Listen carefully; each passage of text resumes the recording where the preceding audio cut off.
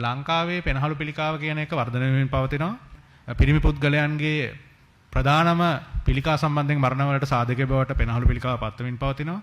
ඒක පත් වෙලා ඉවරයි. මේ 2022 දත්ත රජයෙන් නිකුත් කරපු රජයේ පිළිකා මර්ධනයකින් නිකුත් කරපු. නමුත් 2023 24 25 ඒ අවුරුදු තුනේ දත්ත තාම පරිශීලනය කරමින් පවතිනවා. නමුත් අපේ ආයතනයේ දත්ත සම්බන්ධයෙන් සලකලා බලුවම අපිට පැහැදිලි වර්ධනයක් පේනවා මේ පිළිකාව සම්බන්ධයෙන්. කාන්තාවන්ගේත් මේක ප්‍රධාන පිළිකාවක් බවට පත් වෙමින් පවතිනවා.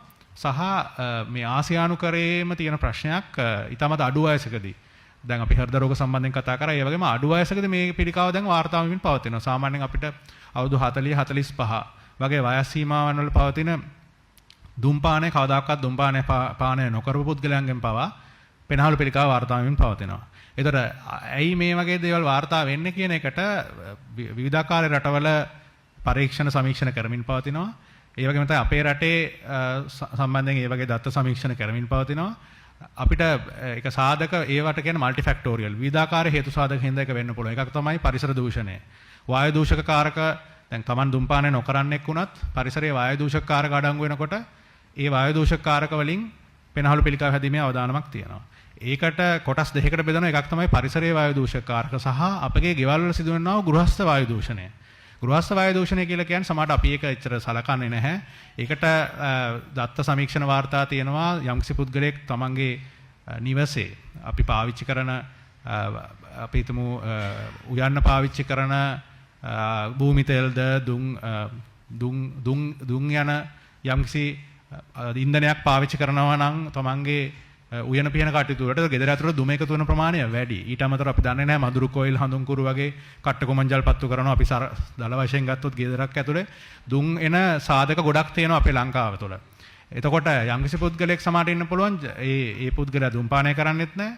හැබැයි ගෙදර කෙනෙක් දුම්පානය කරන්නේත් නැහැ. ඒතර සක්‍රීය දුම්පානයක් නැහැ, අක්‍රීය දුම්පානයක් නැහැ. නමුත් පිළිකාවක් හැදීමේ අවදානමක් තියෙනවා. ඒකට හේතුව ගෙදර තියෙන දුම ඇති වෙන සාධක වැඩි නිසා.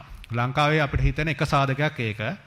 සහ සමහරක් පුද්ගලයන් සිටිනවා ඒගොල්ලන්ගේ රැකියාව දුම් ආශ්‍රිත සහ කිමිකල් රසායන ද්‍රව්‍ය ආශ්‍රිත රැකියාව කරන පුද්ගලයන්. ඒගොල්ලෝ නියමිත පරිදි ආරක්ෂක ක්‍රම අනුගමනය කළේ නැත්නම් ඒගොල්ලන්ටත් පෙනහළු පිළිකාව හැදීමේ අවදානම වැඩි. පරිසරය සම්බන්ධයෙන් ගත්තොත් පරිසරයේ වායු දූෂක කාරක ලංකාවේ වාහනවල දුම සහ නගරාශ්‍රිතව තිබෙනා වූ දුම් ඒ වගේ සාධක බලපාන්න පුළුවන්. නමුත් ඒවට මම හිතන්නේ රජයන් විදියට වාහනේ දුම් සහතිකය ගැනීම සහ ඒ වගේ තමන්ගේ වාහනේ තමන් නඩත්තු කරගන්නවා වගේ දේවල් අපේ රට තුළ ක්‍රියාත්මක වෙනවා. මට හිතෙන ප්‍රධානම කාරණය තමයි තමන් ඒ පිළිබඳව දැනුවත් වෙලා තමන් රැකියා ස්ථානයේ තමන්ට දුම් ආශ්‍රිතව රැකියාවක් එහෙම නැත්නම් රසායන ආශ්‍රිතව රැකියාවක් කරනවා නම් ඒ සඳහා අවශ්‍ය ආරක්ෂක ක්‍රම අනුගමනය කිරීම සහ නිවසේ සිදුවන්නා වූ තමන්ගේ ගෘහස්ත වායු දූෂණය කියන එක තමන්ට පාලනය කරගන්න පුළුවන් වෙන්න ඕනේ.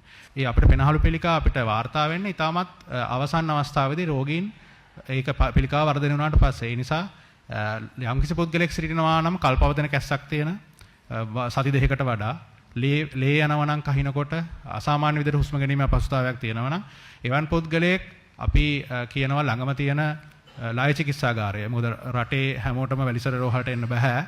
නමුත් රට පුරා විසිරුණු ලය චිකිත්සාගාර තියෙනවා.